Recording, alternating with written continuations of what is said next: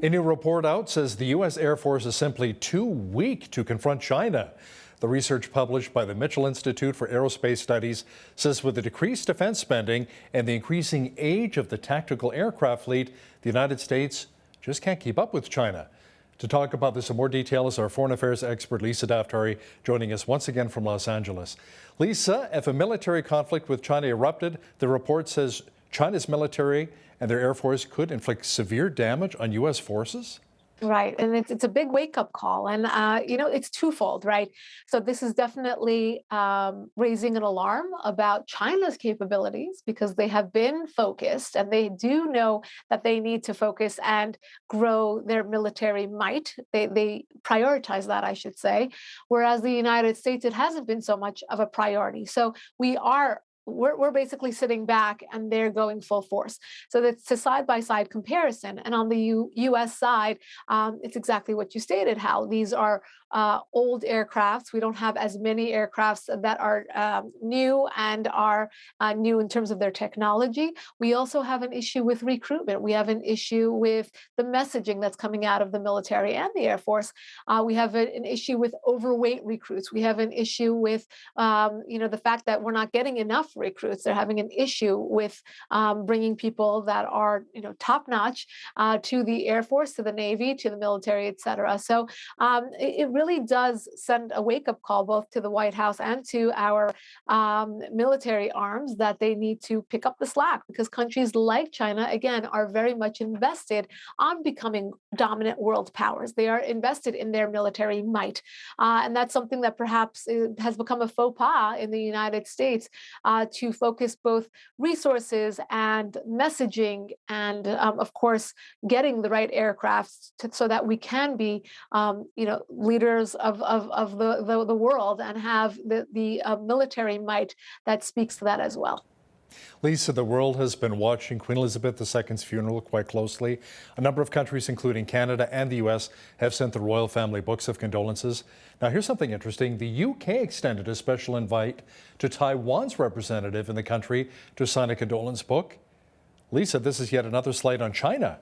Yes, there's so many creative ways to stick it to China. And here's yet another one where the UK has invited China to offer condolences by signing a book and being a part of the world powers who offer their condolences. And of course, China looks at this and says, oh, you try to stick it to us and we saw you. And I think that there's a lot of symbolism in this move. And I think that as much as you can dismiss this as it's something that is just pleasantries and it's symbolic and nothing more than that, it does send a clear message to China that the world is moving on without them and that whenever people can stick it to them, they will stick it to them. So here we have the UK trying to or teach a lesson out of something like this.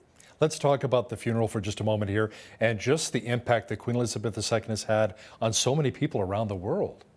Yes, absolutely. And I think she, again, not just a symbolic figurehead, but somebody who was steadfast in her values and her beliefs, somebody who tirelessly worked to be that example and to do what's right and to stand up for those who are, less fortunate and to, make her unity known around the world. She was always there. And I know that, she doesn't have a perfect track record. There are some grievances against her. It depends on what side you sit on. But I don't think anyone can argue the fact that she was a woman of integrity.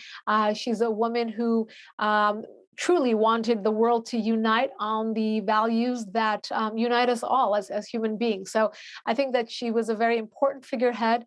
I don't know if Charles, her son, can be the same in terms of the value and the prestige that she had in terms of keeping her reign.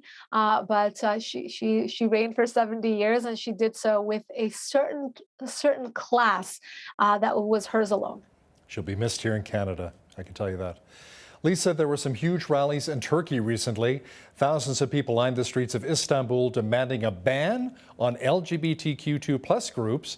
The demonstration was dubbed the Big Family Gathering. What were their demands? Yeah, they want this influence. This is the anti-woke protest. So these groups are coming out and saying we don't want these values, whether it's in, and they mention this, we don't want, whether it's in television or Netflix or YouTube or the internet, we don't want those values to conflict with our family values. We want to preserve the family unit in Turkey. Obviously, this goes alongside their Islamic values. In Islam, homosexuality is forbidden. So they want these groups banned. They don't want them to have a voice or a role or a platform in Turkey to give children the message that it's okay to be homosexuals. This is it's entirely looking to preserve their own brand of family values, and that's why thousands of people have gathered on the street for this protest. Lisa, due to an increase of crime and terrorism around the world, Israel and the European Union signed an intelligence sharing agreement. Discuss why this is really so important. It's extremely important because of a few items. Well, this kind of follows the Abraham Accords. We saw a lot of shared collaborations between Israel and modern Arab states like the United Arab Emirates and Bahrain and Morocco and Sudan. Hopefully, more Arab states will follow.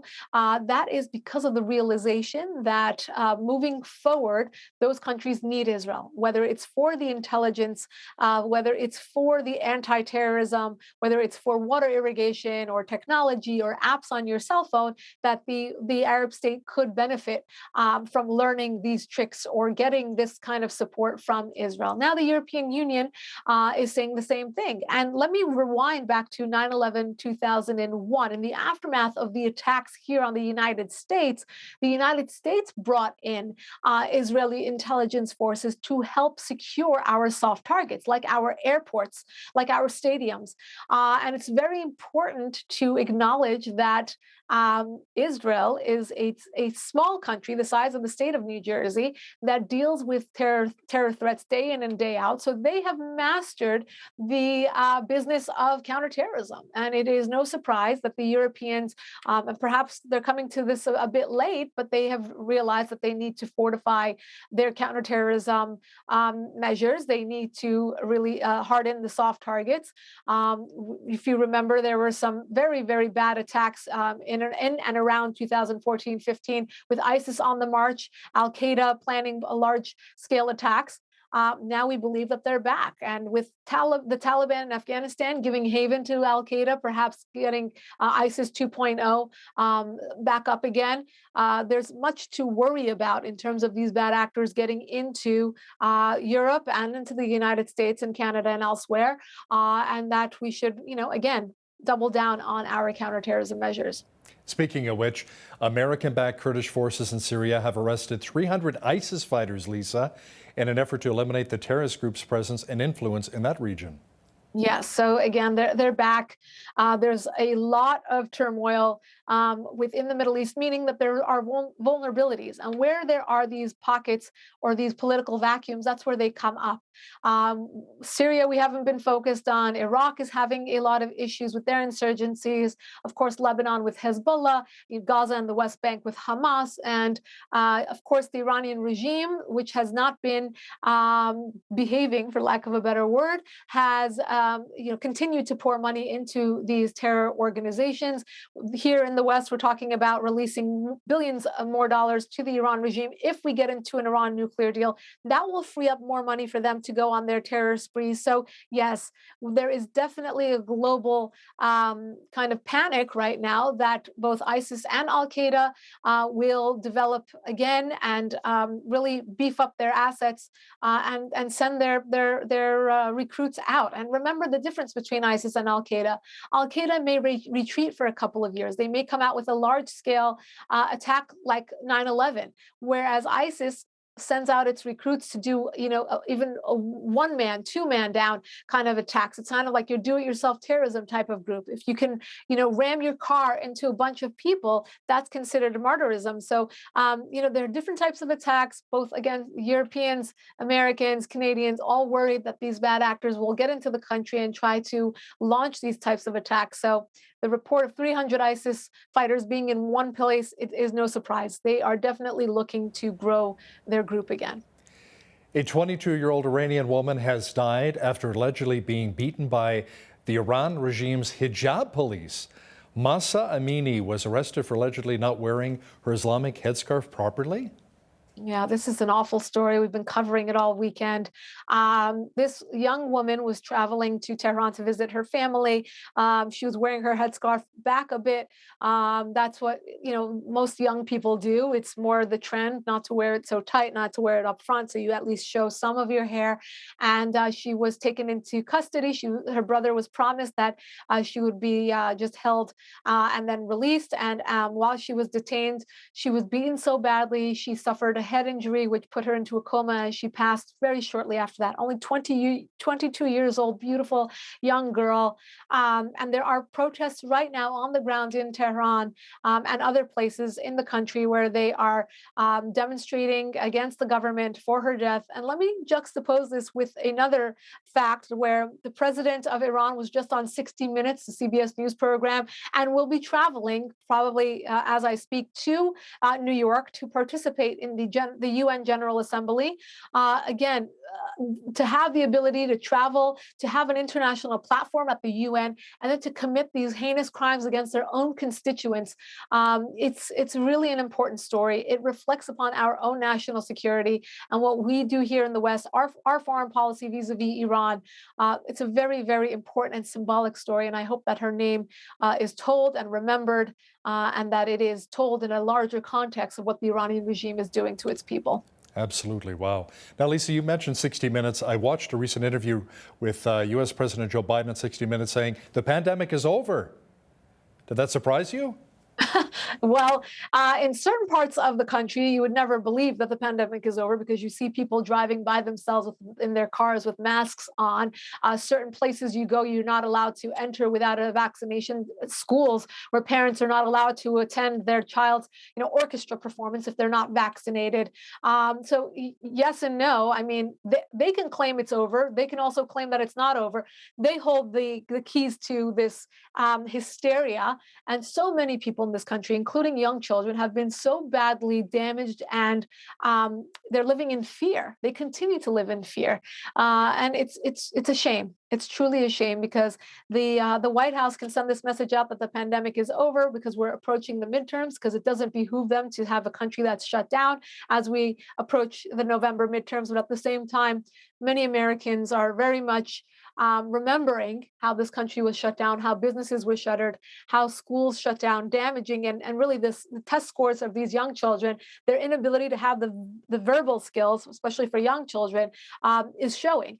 And that damage is definitely there. So, I mean, President Biden can say what he wants, but the past 2.5 years have been very much damaging for Americans. Now, speaking of kids, when I was a child, I was a huge fan of watching Walt Disney on Sunday nights and all of the different Disney movies, all the different characters, Lady and the Tramp, and all the different shows. Now, Disney's newly announced Israeli superhero is causing an outrage in the Arab and Muslim community. Why is that? Well, this is an Israeli character, and of course, that's enough for the certain communities within the Arab and Muslim world to protest why have an Israeli character. But she is supposed to be a heroine from the Mossad. It will explain what the Mossad does, the intelligence, all of that. And of course, Israeli officials are very happy with this because it will explain their position and what young people in Israel have to do to go to the military or to participate in intelligence activities and such. Well, because of this blowback by the certain Muslim and Arab communities, Disney said, we're going to reevaluate this, and perhaps we should show her character in a different light. That light, I assume, will not be flattering to Israel or to Israelis or to Jews. And of course, cancel culture strikes again. That's all I have to say about that. Be interesting to see what Disney does with Sabra, that controversial character. Foreign affairs expert Lisa Daftari, thanks again for joining us today from Los Angeles. My pleasure.